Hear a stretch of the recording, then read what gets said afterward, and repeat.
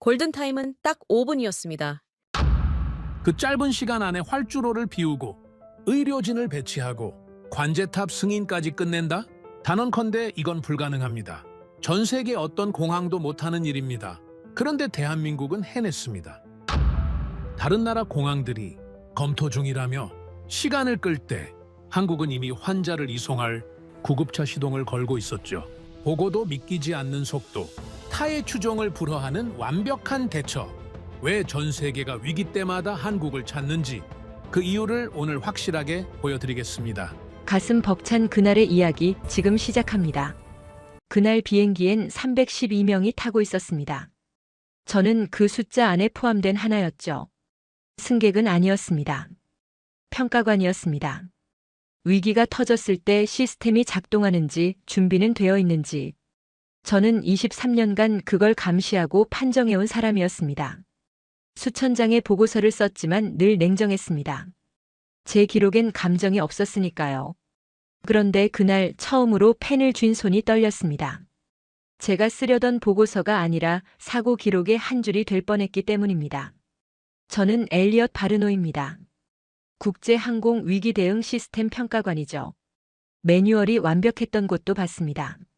서류상으론 흠잡을 데가 없었죠. 그런데 막상 위기가 터지니까 종이 쪼가리에 불과하더군요. 반대로 매뉴얼은 허술했는데 현장 대응이 기막혔던 곳도 있었습니다. 그래서 저는 압니다. 위기 상황에서 매뉴얼은 읽히지 않습니다. 작동하거나 멈추거나 둘 중 하나죠. 그날 저는 특별 참관인 자격으로 탑승했습니다. 정부 승인을 받아 조종석 바로 뒤에서 모든 상황을 지켜보는 역할이었죠. 헤드셋이 지급됐습니다. 조종사들의 교신을 들을 수 있는 장비였죠. 하지만 개입할 권한은 없습니다. 명령할 수도 없고요. 저는 그저 보고 듣고 기록하는 사람입니다. 그게 제 일이었죠. 이륙은 평범했습니다. 활주로를 달리고 기체가 떠오르고 고도가 올라갔죠. 순항 고도에 도달했을 때도 특별한 건 없었습니다. 기내 조명이 어두워지고 승객들은 저마다의 시간을 보내기 시작했죠. 담요를 덮는 사람, 잠을 청하는 사람, 엄마 품에 안긴 아이도 보였고 신문을 펴든 신사도 있었습니다. 젊은 연인은 서로 기대어 영화를 보고 있었죠. 지루할 만큼 평화로운 일상적인 장거리 비행이었습니다. 저도 긴장을 풀었습니다. 헤드셋으로 들려오는 교신도 평범했죠. 고도 확인, 항로 확인, 기상 확인. 정해진 절차가 정해진 순서대로 진행되고 있었습니다. 이상 없음. 저는 그렇게 판단했죠. 그런데 어느 순간 헤드셋 속 소리가 바뀌었습니다. 처음엔 미세했죠. 교신 간격이 짧아졌습니다. 평소라면 한 번에 끝날 확인이 2번, 3번 반복됐죠. 조종사들의 말수도 줄었습니다. 여유가 사라진 목소리. 저는 그 변화를 놓치지 않았습니다. 습관적으로 시계를 봤죠. 이상 징후가 감지되면 시간부터 기록합니다. 23년간 몸에 밴 버릇이니까요. 저는 펜을 들었습니다. 아직 뭔지는 몰랐지만 뭔가 시작됐다는 건 알았죠. 기내는 여전히 조용했습니다. 아무도 눈치채지 못했죠. 영화를 보는 사람, 코를 고는 사람, 기내식을 기다리는 사람. 승객들은 평화로웠습니다. 헤드셋을 끼고 있는 건 저뿐이었으니까요. 저만 들었습니다. 저만 알았죠. 그리고 얼마 뒤 조종실에서 단 한 문장이 흘러나왔습니다. 기장의 목소리였습니다. 감정을 꾹꾹 눌러 담은 아주 건조한 목소리였죠. 저는 압니다. 그건 공포를 숨길 때 나오는 목소리입니다. 23년 동안 수없이 들어왔으니까요. 다음은 마지막 시도입니다. 저는 펜을 놓았습니다. 마지막. 저는 그 단어를 싫어합니다. 평가서에 가장 쓰기 싫은 말이죠. 되돌릴 수 없다는 뜻이니까요. 그 단어가 등장하면 모든 게 달라집니다. 선택지가 사라지고 결과만 남죠. 그런데 지금 제가 타고 있는 비행기에서 그 선고가 내려졌습니다. 등 뒤로는 아이의 웃음소리가 들렸습니다. 누군가는 승무원을 불러 물을 달라고 하고 누군가는 화장실로 향했죠. 옆자리에선 노부부가 조용히 대화를 나누고 있었습니다. 너무나 평화로운 풍경이었어요. 하지만 저는 알았습니다. 이건 더 이상 운항이 아니었습니다. 죽느냐 사느냐의 선택이었죠. 마지막 시도. 그 말이 무슨 뜻인지 승객들은 몰랐습니다. 하지만 저는 알았죠. 그 전에 수많은 시도가 있었고 그게 전부 실패했다는 뜻이니까요. 저는 헤드셋을 귀에 더 꽉 눌렀습니다. 놓치면 안 됐습니다. 평가관으로서가 아니라 살고 싶은 사람으로서요. 저도 이 비행기에 갇힌 312명 중 하나였으니까요. 조종실의 교신은 계속됐습니다. 기장은 필사적으로 문을 두드리고 있었습니다. 어디든 제발 문 좀 열어달라고요. 첫 번째 시도. 원래 가려던 목적지 공항이었습니다. 당연히 거기로 가야 했죠. 계획된 곳이니까요. 하지만 돌아온 대답은 너무나 차가웠습니다. 착륙 불가. 이유는 들리지 않았습니다. 날씨 때문인지 활주로가 꽉 찼는지 그저 안 된다는 통보뿐이었습니다. 기장은 숨 돌릴 틈도 없이 다음 곳을 불렀습니다. 비행 계획서에 적힌 대체 공항이었죠. 목적지에 못 가면 여기로 가라고 매뉴얼에 적혀 있는 곳입니다. 약속된 장소니까 받아주겠지. 그렇게 믿었을 겁니다. 두 번째 시도. 기장의 목소리가 들렸습니다. 간절했죠. 하지만 잠시 후 똑같은 대답이 돌아왔습니다. 여기도 불가합니다. 또 거절이었습니다. 이유는 중요하지 않았습니다. 결과는 같았으니까요. 기장은 멈추지 않았습니다. 바로 세 번째 곳을 호출했습니다. 목소리가 점점 빨라지고 있었죠. 세 번째 시도. 대답은 더 잔인했습니다. 현재 수용할 수 없습니다. 다른 공항을 알아보십시오. 다른 공항을 알아보라고요. 저는 그 말에 소름이 돋았습니다. 우리는 지금 하늘 위에 떠 있습니다. 연료는 계속 줄어들고 있죠. 그런데 다른 곳을 알아보라니. 그건 책임지기 싫다는 말이었습니다. 저는 손목시계를 봤습니다. 첫 번째 거절부터 세 번째 거절까지 딱 9분 걸렸습니다. 10분도 안 되는 시간에 갈 수 있는 모든 길이 막혀버린 겁니다. 23년간 수많은 비상 상황을 봤지만 이렇게 빠르게 선택지가 지워지는 건 처음이었습니다. 저는 기내를 둘러봤습니다. 승객들은 여전히 평화로웠죠. 영화는 흘러가고 따뜻한 커피 향이 나고 승무원들은 미소 짓고 있었습니다. 어떤 아이는 창밖을 가리키며 신기해하고 있었죠. 이 평화가 곧 깨질 거라는 걸 아무도 몰랐습니다. 저만 알고 있었습니다. 이 비행기가 지금 갈 곳 없는 고아가 됐다는 걸요. 조종실에서 다시 소리가 들렸습니다. 이번엔 기장과 부기장의 대화였죠. 목소리가 아주 낮고 빨랐습니다. 연료, 시간, 범위, 단어들이 흩어져 들렸습니다. 하지만 저는 알 수 있었죠. 무슨 계산을 하고 있는지, 남은 연료로 갈 수 있는 곳에 우리를 받아줄 땅이 있는가. 저는 펜을 꽉 쥐었습니다. 손끝이 하얗게 질렸죠. 평가관은 냉정해야 합니다. 하지만 이건 남의 일이 아니었습니다. 제가 탄 비행기였고 제 목숨이 달린 문제였으니까요. 그때 깨달았습니다. 이건 단순한 비상 상황이 아니었습니다. 비상 상황이라면 매뉴얼이 있습니다. 도와줄 시스템이 있죠. 문제가 생기면 대체 경로가 열리고 누군가 책임지고 받아줍니다.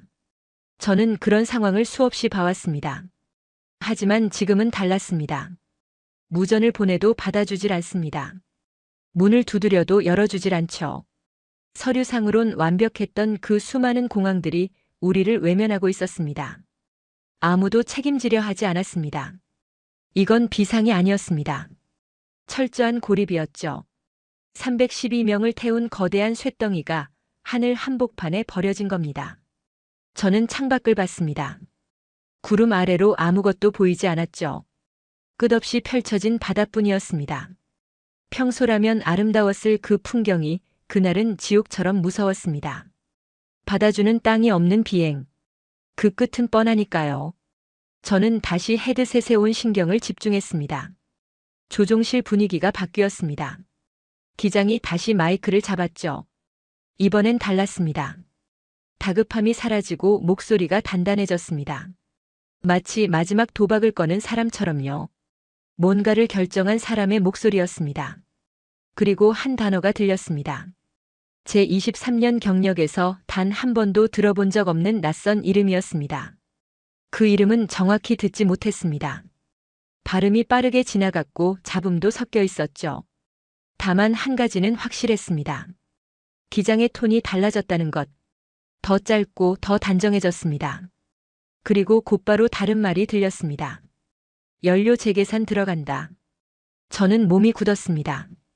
연료 재계산. 그 말이 나오면 원래 계획은 끝난 겁니다. 남은 건 범위뿐이죠. 얼마나 갈 수 있는가? 그 안에 받아줄 곳이 있는가? 시간이 접히기 시작한 겁니다. 저는 시계를 봤습니다. 그리고 펜을 들었죠. 기록해야 했습니다. 하지만 손끝에 힘이 들어갔습니다. 이건 평가가 아니었습니다. 당사자가 되는 순간이었죠. 조종실에서 숫자들이 오갔습니다. 낮은 목소리로 빠르게. 전부 듣지 못했지만 톤으로 알 수 있었습니다. 여유가 없다는 걸. 계산이 빠듯하다는 걸. 그때 객실에서 움직임이 생겼습니다. 승무원 한 명이 빠르게 뒷좌석 쪽으로 향했습니다. 저는 고개를 돌렸죠. 걸음이 평소와 달랐습니다. 빠르지만 티나지 않게. 훈련된 움직임이었습니다. 뭔가 문제가 생긴 것 같았죠. 잠시 후 승무원이 조종실로 연락했습니다. 저는 헤드셋으로 그 내용을 들었죠. 승객 한 분 상태가 좋지 않습니다. 호흡 불안정, 의식 저하. 의료 상황이었습니다. 저는 눈을 감았습니다. 시간을 더 좁히는 변수였죠. 갈 곳도 확정되지 않은 상황에서 환자까지 발생한 겁니다. 연료는 줄고 있고 착륙 지점은 아직 정해지지 않았습니다. 그런데 이제 누군가의 생명이 시간과 경쟁을 시작한 겁니다. 기장의 목소리가 들렸습니다. 짧았죠. 알겠다. 확인했다. 그게 전부였습니다. 길게 말할 상황이 아니었죠. 기장은 이미 두 가지를 동시에 계산하고 있었습니다. 연료와 시간. 거기에 생명이 하나 더 얹힌 겁니다. 저는 객실을 둘러봤습니다. 승객들은 몰랐습니다. 담요를 덮고 잠든 사람. 아이에게 그림책을 읽어주는 부모. 승무원에게 음료를 주문하는 사람. 일상이 유지되고 있었죠. 하지만 저는 들었습니다. 객실은 모른 채였고 저만 알고 있었습니다. 그 일상이 오히려 무겁게 느껴졌습니다. 저 사람들은 모릅니다. 지금 이 비행기가 어떤 상황인지, 갈 곳을 잃었다가 겨우 가능성 하나를 붙잡았다는 걸, 그리고 그 가능성마저 확정되지 않았다는 걸. 저는 특별 참관인입니다. 이 비행기에서 일어나는 모든 상황을 지켜볼 권한이 있죠. 하지만 개입할 권한은 없습니다. 결정을 내릴 수도 명령을 할 수도 없습니다. 저는 그저 보고 듣고 기록할 뿐이죠. 책임감은 느꼈습니다. 하지만 결정권은 없었습니다. 그 간극이 저를 짓눌렀죠. 뒷좌석에서 승무원들이 조용히 움직이고 있었습니다. 환자를 돌보는 거였죠. 최대한 티나지 않게. 다른 승객들이 불안해하지 않도록. 그들도 프로였습니다. 하지만 그들 역시 결정권은 없었죠. 할 수 있는 건 주어진 범위 안에서 최선을 다하는 것뿐이었습니다. 저는 다시 헤드셋에 집중했습니다. 조종실에서 교신이 이어지고 있었습니다.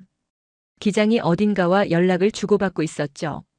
아까 흘러나왔던 그곳과 통신하는 것 같았습니다. 교신이 짧아졌습니다. 되묻는 질문이 줄었죠. 거절의 톤은 아니었습니다. 하지만 확정도 아니었습니다. 가능성은 열려 있었지만 아직 결과는 나오지 않았죠.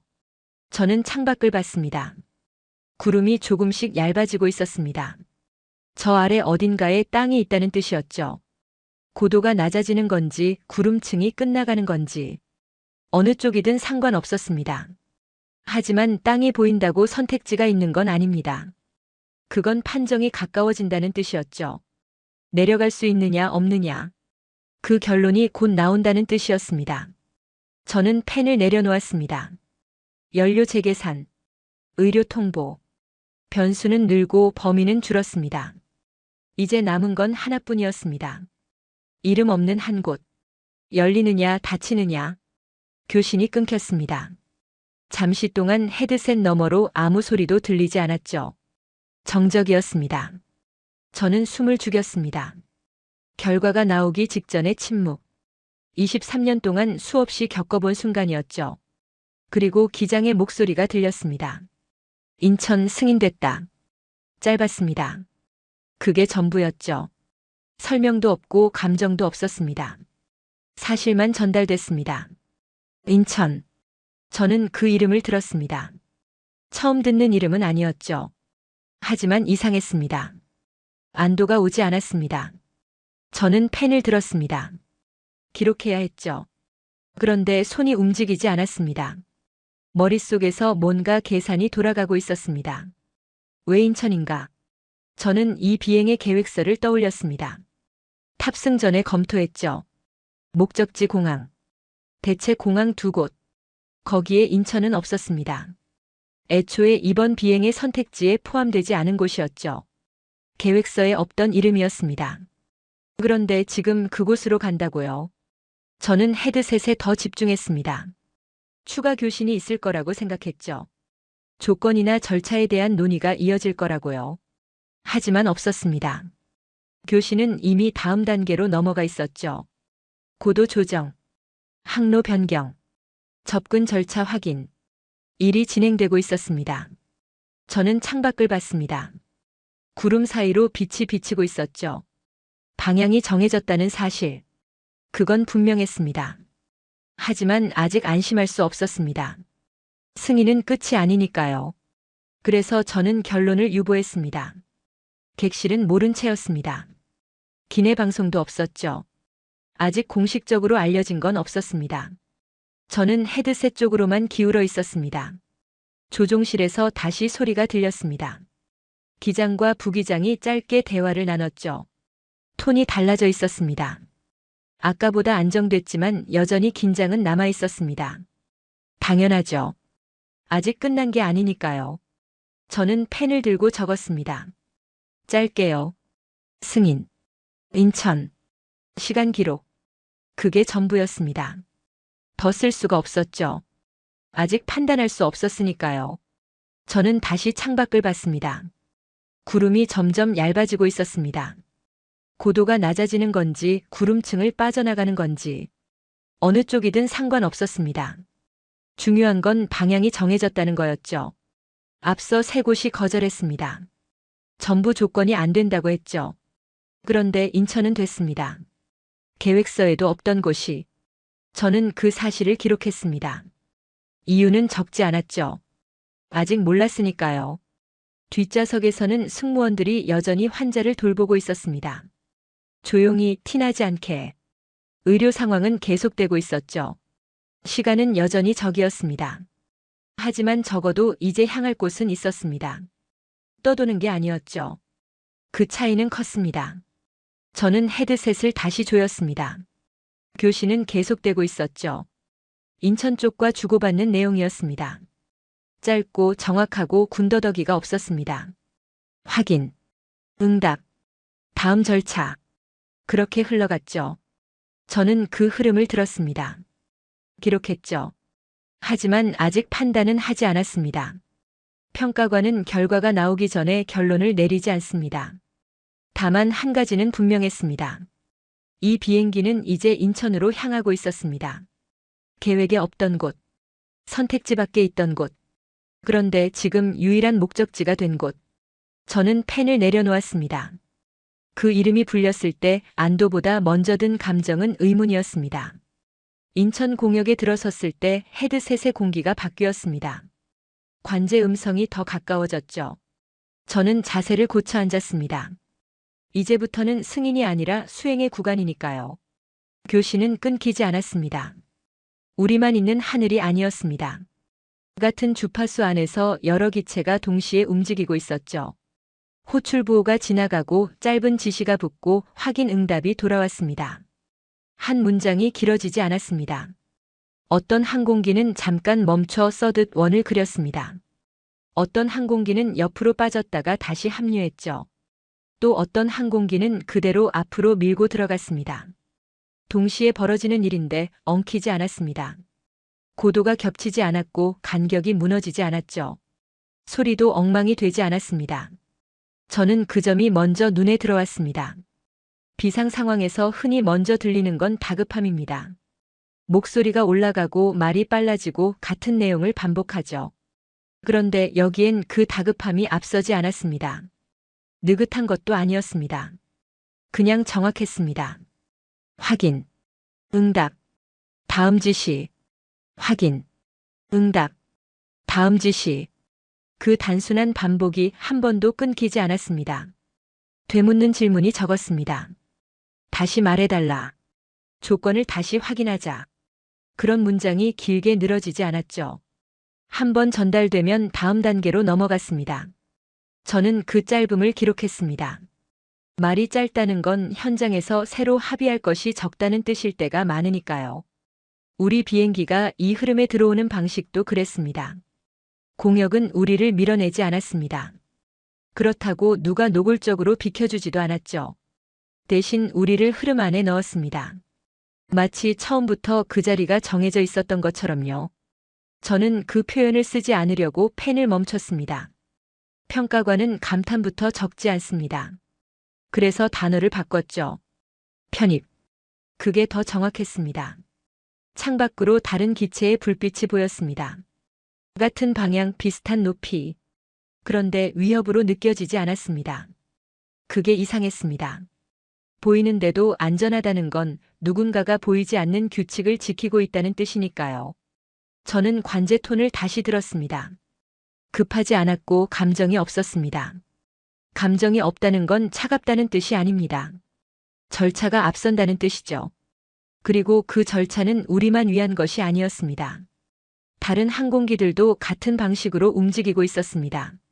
사정은 제각각인데 규칙은 하나처럼 보였습니다. 뒷좌석에서는 여전히 승무원들이 환자를 돌보고 있었습니다. 조용히 최소한의 움직임으로. 의료 상황은 끝나지 않았죠. 하지만 그 긴박함이 객실 전체로 번지지는 않았습니다. 통제되고 있었습니다. 객실은 여전히 일상을 붙잡고 있었습니다. 창밖 불빛을 가리키는 손. 거의 다 왔다는 작은 대화. 물 한 컵을 받아드는 승객. 그 사이에서 승무원들은 필요한 만큼만 움직였습니다. 소란을 만들지 않고 티를 내지 않고요. 그 조용함이 이 하늘의 조용함과 맞물려 있었습니다. 저는 다시 헤드셋에 집중했습니다. 교신은 계속되고 있었죠. 인천 관제탑의 목소리가 들렸습니다. 우리 비행기에 대한 지시였습니다. 짧았습니다. 명확했죠. 군더더기가 없었습니다. 기장이 응답했습니다. 역시 짧았죠. 그리고 바로 다음 지시가 이어졌습니다. 그 사이에 빈틈이 없었습니다. 기다림이 없었죠. 물 흐르듯 넘어갔습니다. 저는 시계를 봤습니다. 공역 진입 후 몇 분이 지났는지 확인했죠. 생각보다 짧았습니다. 체감은 길었는데 실제 시간은 짧았습니다. 그만큼 밀도가 높았다는 뜻이었죠. 저는 마지막으로 한 줄을 적었습니다. 길게 쓰지 않았습니다. 아직 결론을 내릴 단계가 아니었으니까요. 접근 구역 진입, 복수 항공기, 흐름 유지, 혼란 징후 없음. 그리고 그 아래에 평가관으로서의 문장을 한 줄 더 남겼습니다. 여기는 판단을 기다리는 곳이 아니라 판단이 이미 돌아가고 있는 곳이었다. 착륙 직전이었습니다. 고도가 내려가고 있었죠. 헤드셋의 교신은 끊기지 않았습니다. 저는 등을 좌석에 붙이지 않았습니다. 이 구간에서 결론을 내리면 평가관은 이를 망칩니다. 끝까지 봐야 합니다. 그때 조종실에서 의료 상황을 통보했습니다. 기장의 목소리는 짧았습니다. 핵심만 남겨둔 문장들이었죠. 승객 1명, 호흡 불안정, 의식 저하, 착륙 즉시 의료 지원 필요. 사정을 덧붙이지 않았습니다. 감정을 싣지도 않았죠. 사실만 전달했습니다. 저는 그 방식부터 기록했습니다. 위기에서 문장이 짧아지는 건 감정이 사라져서가 아니라 여유가 사라져서입니다. 저는 관제 쪽의 다음 문장을 기다렸습니다. 보통 이 지점에서 질문이 따라붙습니다. 상태 확인, 급박도 확인, 필요한 지원 확인. 그 확인이 길어지면 절차는 협의가 됩니다. 그런데 질문이 오지 않았습니다. 관제의 응답은 표준 확인이었습니다. 내용 확인. 의료팀 대기. 문장은 그 정도에서 끝났습니다. 되묻지 않았고 추가 설명을 요구하지도 않았죠. 통보 한 번. 확인 한 번. 그리고 곧바로 다음 단계로 넘어갔습니다. 저는 펜을 들었다가 멈췄습니다. 이상하다는 감정이 아니라 이상하다는 증거를 찾으려는 습관이 먼저 나왔습니다. 교신을 다시 들었죠. 말이 짧았고 공백이 거의 없었습니다. 잠깐 기다려달라는 문장이 나오지 않았습니다. 검토 중이 길게 이어지지도 않았죠. 그 사이 접근 절차가 미세하게 바뀌고 있었습니다. 순서가 조정됐죠. 우리 비행기의 위치가 달라졌습니다. 접근 방향도 바뀌었습니다. 활주로 배정도 달라졌죠. 그 변화는 선언처럼 길게 설명되지 않았습니다. 이미 정해진 문장으로 짧게 전달되고 곧바로 수행됐습니다. 저는 이 부분을 기록할 때 요청이라는 단어 대신 적용이라는 단어를 떠올렸습니다. 누군가 설득해서 얻어낸 우선권이 아니라 조건이 충족되자 규칙이 적용되는 느낌이었으니까요. 그제야 정리가 됐습니다. 우리는 통보했습니다. 하지만 그 통보는 협상을 시작시키지 않았죠. 통보는 트리거처럼 작동했고 그 다음은 절차가 이어졌습니다. 누가 즉석에서 결단해준 장면이 아니라 결단이 필요 없게 설계된 흐름이 드러난 장면이었습니다. 창밖으로 활주로가 보이기 시작했습니다. 가까워졌죠. 저는 여전히 긴장을 풀지 않았습니다. 착륙은 끝이 아니고 끝이 되려면 끝까지 끝나야 합니다. 마지막 교신이 들렸습니다. 착륙 허가. 기장의 응답. 둘 다 짧았죠. 그리고 바퀴가 닿았습니다. 충격은 있었지만 과장될 정도는 아니었습니다.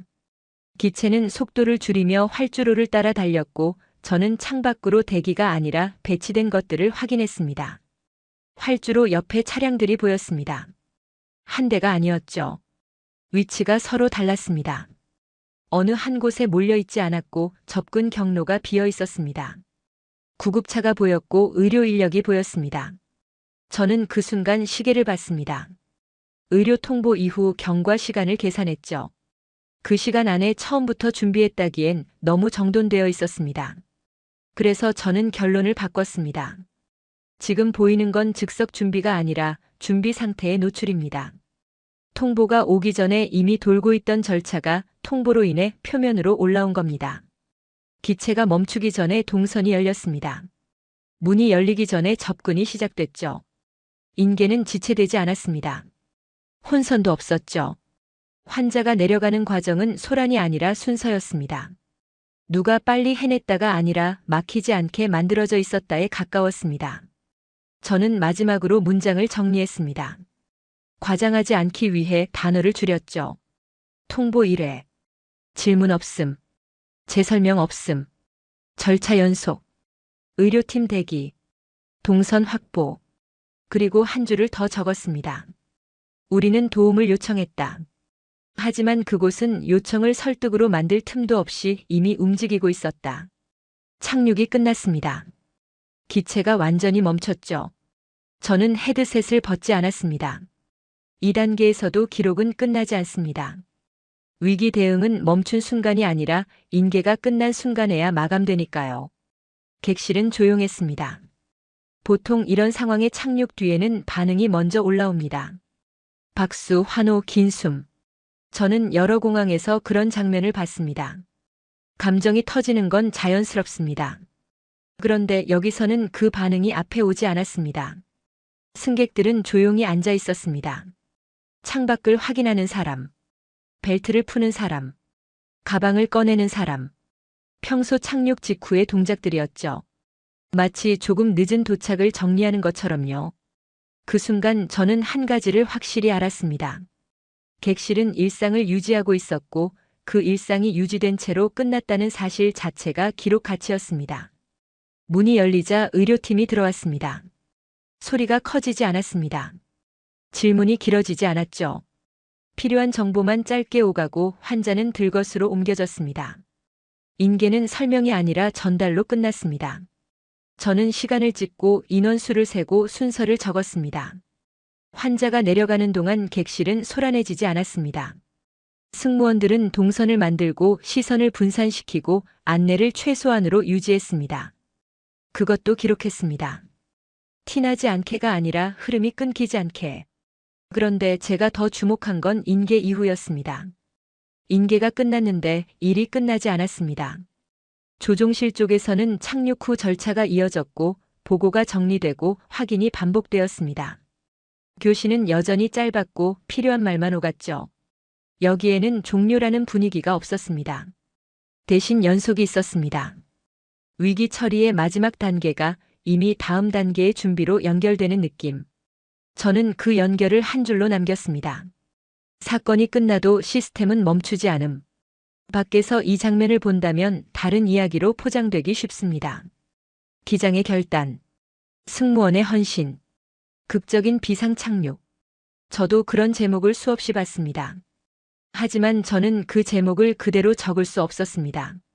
제가 들은 교시는 감정이 아니라 절차였고 제가 본 움직임은 용기가 아니라 역할이었기 때문입니다. 기장은 결단을 연출하지 않았습니다. 정해진 경로를 따라갔죠. 승무원들은 미담을 만들지 않았습니다. 맡은 업무를 수행했습니다. 그리고 이 공항은 우리를 특별 취급한 것이 아니라 조건이 충족되자 절차를 적용했습니다. 그 과정에서 설득이 들어갈 틈이 거의 없었습니다. 그것이 핵심이었죠. 여기서 제가 얻은 결론은 단순했습니다. 이 착륙이 매끄러웠던 이유는 현장에서 갑자기 누군가가 책임을 떠안았기 때문이 아니었습니다. 책임이 움직일 자리가 미리 정해져 있었기 때문입니다.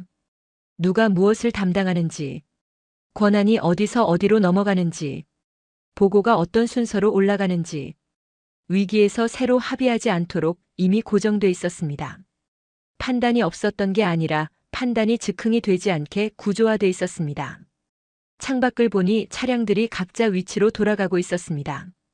다음 흐름을 위해 자리를 비우고 다시 배치되는 모습이 보였죠. 특별한 의식이 끝난 것이 아니라 일상이 이어지는 장면에 가까웠습니다. 저는 그 점이 오히려 중요하다고 생각했습니다. 위기를 사건으로 끝내지 않고 운영으로 되돌리는 힘. 그것이 시스템의 본체니까요. 저는 마지막으로 문장을 정리했습니다. 착륙 완료. 인계 완료. 보고 진행. 절차 연속 유지. 그리고 평가관으로서의 판정을 한 줄로 남겼습니다. 그날의 착륙은 용기의 결과가 아니라 책임을 미리 어디에 두었느냐의 결과였다. 비행기에서 내렸습니다. 공항 건물로 들어갔죠. 발을 디딘 순간 이상한 기분이 들었습니다. 방금 전까지 하늘에서 벌어진 일이 여기선 아무 흔적도 남기지 않은 것처럼 보였습니다. 공항은 평소처럼 돌아가고 있었습니다. 안내 방송이 흘러나오고 사람들이 지나가고 카페에서 커피 향이 났습니다. 출발 게이트 앞에선 다음 비행기를 기다리는 승객들이 앉아 있었죠. 일상이었습니다. 완벽한 일상. 저는 걸음을 멈추고 주위를 둘러봤습니다. 우리 비행기가 비상 착륙을 했다는 사실을 이 공항의 누군가는 알고 있을 겁니다. 관제탑, 의료팀, 지상조업팀. 하지만 그 외의 사람들은 몰랐습니다. 알 필요도 없었죠. 시스템이 흔들리지 않았으니까요. 저는 그 점을 기록했습니다. 마지막 기록이었죠. 위기가 있었지만 위기의 흔적이 퍼지지 않았다. 며칠이 지났습니다. 저는 보고서를 정리하고 있었죠. 그날 비행의 모든 기록을 검토했습니다. 시간대별 교신 내용, 절차 이행 순서, 인계 과정, 대응 시간, 하나하나 다시 들여다봤습니다. 그리고 깨달았습니다. 그날 일어난 일들이 예외가 아니었다는 걸. 사장에서 인천이라는 이름이 불렸을 때 저는 의문을 가졌습니다.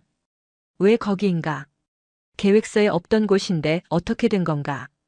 하지만 지금 돌아보면 답은 단순했습니다. 조건이 맞았고 절차가 작동했고 그래서 승인이 났습니다.